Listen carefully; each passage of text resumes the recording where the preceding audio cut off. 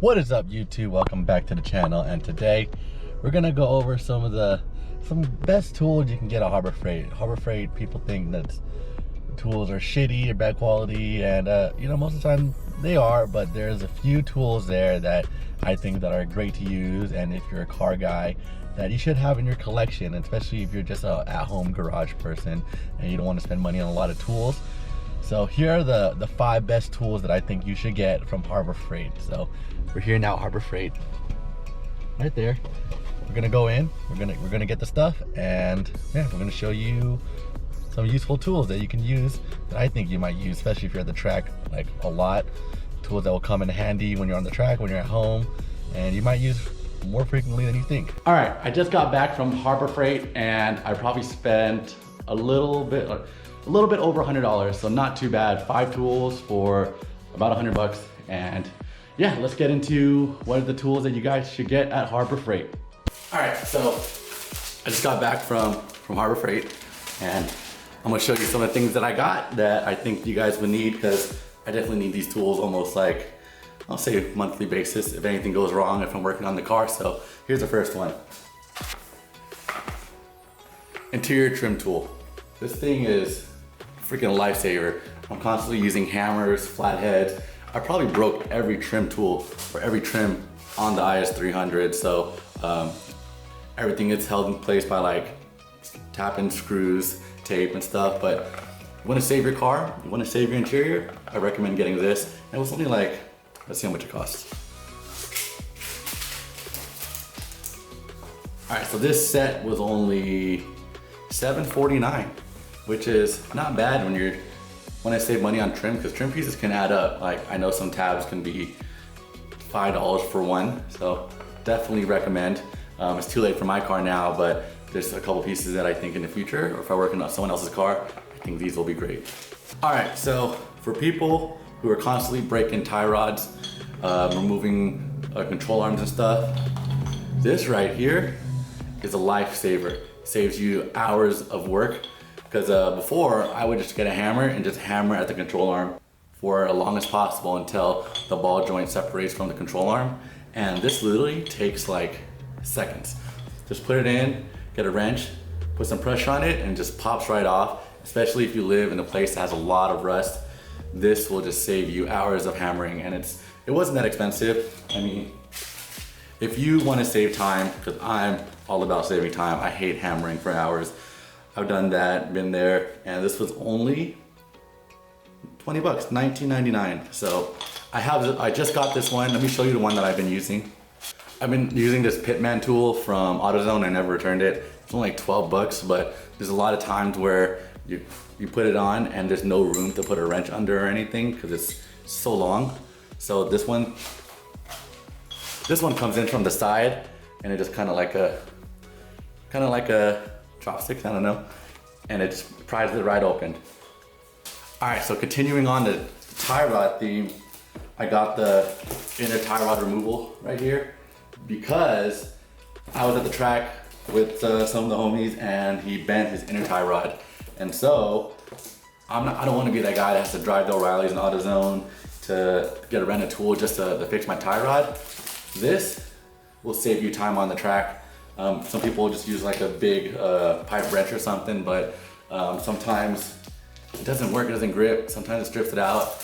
I just recommend getting a tool the first time, so it saves you time on the track, time at home. If you're fixing things, it has multiple sizes, so that way if you work in multiple cars, or if people on the track, your friends need help, this is the way to go. I've only used the one from AutoZone or O'Reilly's, I rented it, but this will work just the same. I'm pretty sure this is just as good, so hope to use it. Actually, I hope to never use it because I never want to break a tie rod, but when I do, I am ready. All right, I already had this tool, but I've been using it my whole life. I think it's probably one of the first specific automotive tool that I got. This is a kind of a brake piston pusher. I know there's a bigger kit that you can use that works on like different types of calipers. This one is primarily for like the front one where you can pull up, press it in. Way easier than getting like clamps or big pliers to press it in. It saves your calipers from being scratched so much, and it works mostly on the front brakes. And depending on what kind of rear brake setup you have, or if you have dual piston ones, these won't work. But for your basic standard car, everyday car, this will work. And yeah, this got me through almost all of my brake jobs. I plan to get the bigger set in the future, but for now, this has worked on my car and almost all my cars. So definitely a great investment. I think this was only like 10 bucks. So I like it. It has a little handle. Sometimes it's not the greatest, but hey, saves money. All right, so the last tool that I think everybody should get is a torque wrench. I think this is so important. There's so much people that just tighten stuff till there's no end, and they strip bolts, they over tighten it, it gets stuck. Like say you over tighten a strut bolt and you're trying to take it out 5 years later, it's rusted, it's stuck, it was over tightened. You need this.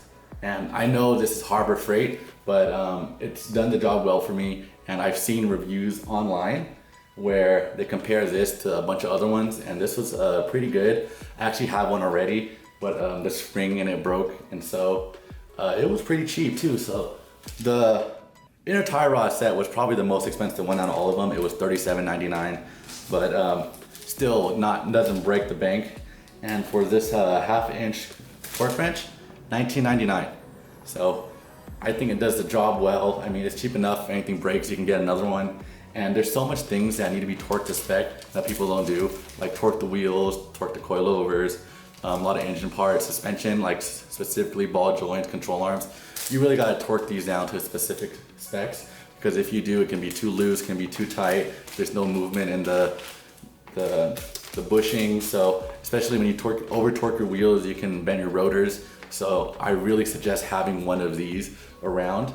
I've gotten into the habit of torquing mostly everything, just because in my younger days, I would just put it in impact or tighten as hard as you can. I would tighten strut hats or top hats, like there's no tomorrow. I snapped like 3 top hat bolts, and yeah, it was a nightmare. And I know a lot of friends are still tightening stuff like there's no tomorrow.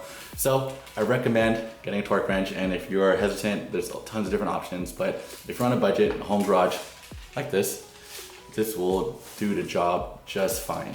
All right, now we're gonna go to some honorable mention tools that I've already had, but they're just some basic tools, not specifically automotive. First off, it's a nut tray. It's magnetic, so it sticks to your car. And say if you're working in an engine bay, you want to get bolts out, but you don't want to keep putting stuff down on the ground. You stick it anywhere and it'll hold your bolts. Saves me time and losing stuff. It helps me keep organized and helps me stop dropping stuff in the engine bay. You ever drop a bolt in the engine bay and you spend an hour trying to find it? I actually dropped a nut in between my accessory belt and pulley. Couldn't find it for hours until I was like, maybe it fell between the pulley. I looked and it was right there. And if I started the car, I would have ruined the engine. So I'd probably snap a bolt and ruin a pulley. But still, you don't want to get into any more messes when you have some simple tools like this. Other thing, pry bar. I actually use this a lot. You can see it's pretty worn. I've used it for a lot of things actually. I used to use it to pry off interior trim with the tip right here.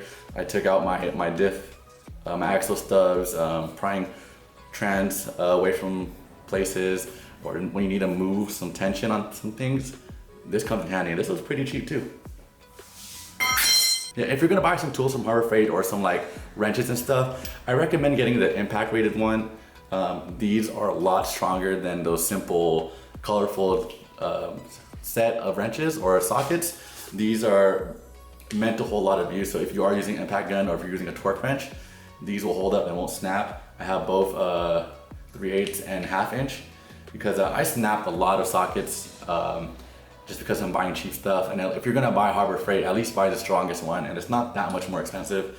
So as you can see, it's been used a lot, and so far there hasn't have any issues with them. So I think they're great for the price if you're on a budget. All right, so thank you guys for watching. Don't forget to hit the subscribe button, and yeah, these are some great tools to use if you're on a budget. If you're at a home garage or you're not doing anything professional, I suggest these tools. They'll help you through your everyday, especially if you're going on the track a lot. You might be breaking stuff, so these tools will definitely come in handy. And hope you guys pick up some of these tools and help you out through your track days. So thank you guys for watching, and California's on fire, so it's really hot and smoky, but stay safe, and I'll see you guys in the next one.